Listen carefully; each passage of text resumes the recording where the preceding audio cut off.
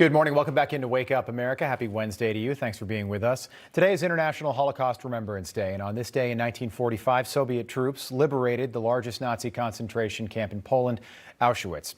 This morning, I want to bring in Rabbi Yaakov Menken to speak more about this very important day. Back with us on Wake Up America. Rabbi Menken, pleasure to have you on, as always. A very important day today, especially given the current climate in this country and around the world. Talk about the gravity of Auschwitz being liberated 76 years ago today, and tell us how you're going to commemorate today. Well, it's the liberation of Auschwitz, the end of the war, the end of the conflict, the rescue of the survivors is for us only the beginning. We have to learn from the Holocaust. We have to be sure that this type of hate is not able to develop again. And if our only focus is to say that Nazis are bad, we're missing the point. America was founded in part by pilgrims who came to America to escape religious persecution. Europe was a very hateful place for about 1,000 years, and the Jews were the favorite victims. So the Holocaust wasn't a one-time, a one-off event. It was part of a very gruesome, bloody history. And since America was created to escape from that, the biggest danger is that we end up repeating that hate.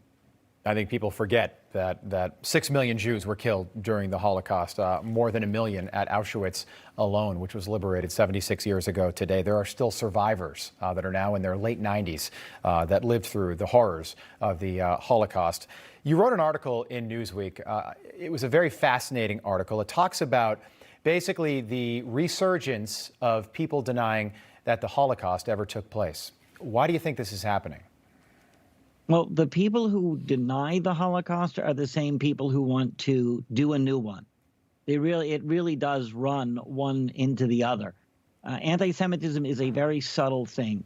Look at, for example, people think that it's completely normal to have this movement calling itself the anti-Israel movement. Right. Well, except that when you consider that there's China and Saudi Arabia and Iran and North Korea, nobody is anti a country. There's only one exception to that rule. You know, I like that you're not afraid to get political, too. You call out the fact that anti-Semitism is now being used as a political, mostly partisan weapon. How concerning is that?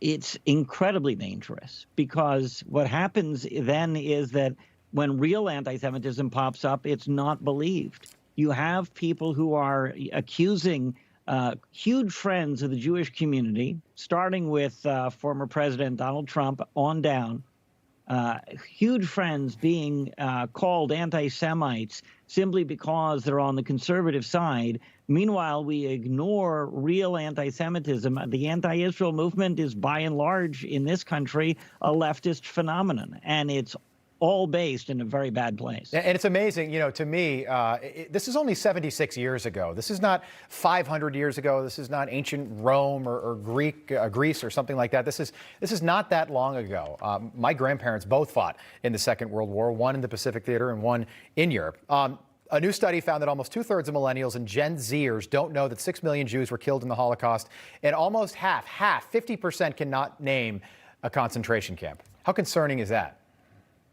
Well, it's at least as concerning as the fact that they don't recognize that the name Palestine is associated with colonialism, bigotry, and ethnic cleansing. That's what's most dangerous to Jews today. There's this entire movement on campus called Students for Justice in Palestine, and they can't find anybody to praise and celebrate who isn't a terrorist, or at least someone who academically explains why it's the Jews' fault that they're being attacked and killed. Rabbi, with the current cancel culture that's happening right now, particularly with conservative voices, Republican voices happening all around the country right now, there is a poem that I wanted to bring up this morning. I know that you're familiar with it, but it's featured prominently at the Boston Holocaust Museum by Lutheran pastor Martin Niemöller, and it reads, quote, they didn't come for the communists. They came for the communists, and I didn't speak up because I wasn't a communist. They came for the Jews, and I didn't speak up because I wasn't a Jew. They came for the trade unionists, and I didn't speak up because I wasn't a trade unionist. They came for the Catholics, and I didn't speak up because I was a Protestant. Then they came for me, and by that time, there was no one left to speak up. Do you see any similarities between then and now? I think absolutely. A friend of mine commented just a few days ago that, I wonder if anybody's seeing what's going on with the shutdown of Donald Trump's account, and now the head of My Pillow just got canceled by Twitter. Meanwhile, they allow Jamal Bowman to claim that it's Israel's fault that the Palestinian Authority is not receiving the COVID vaccine, where, in fact, it was the Palestinian Authority that refused their help. It's completely false and classically anti-Semitic, and yet that's given a pass, and that's allowed to flourish on Twitter. Someone commented to me, he said, I wonder if when Laura Loomer was canceled and Gavin McInnes was canceled, do they regret it now that Donald Trump and these people are being canceled and that they didn't speak up then? And the answer is, unfortunately, that those people are just comfortable with bans, and the rest of us really better watch out and speak up now before we're silenced. And what's scary is that history always seems to repeat itself, over and over again throughout history, world history, American history. Final thought, after you wrote that article for Newsweek, the UN actually supports your argument, saying there's been an alarming rise in anti-Semitism during the coronavirus pandemic. Why do you think that's the case? Well, the old association with Jews and disease just pops right up. Unfortunately, when things go bad, you look for scapegoats. We had the mayor of New York and the governor of New York both target the Orthodox community. Right. Meanwhile, today you look at the zip codes with the highest death tolls, and they're entirely elsewhere. Targeting the Jewish community has had deadly consequences for other New Yorkers.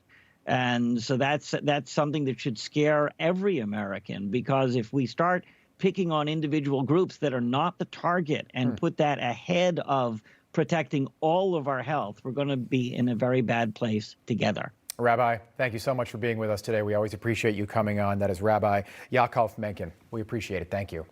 Thank you so much. All right, we've got a lot more to come here on Wake Up America this morning. And don't forget to download our Newsmax app. Over 4 million people downloaded it in 2020. It remains one of the most popular apps in the year 2021. You can watch us free anywhere you go. Stay with us. We'll be right back.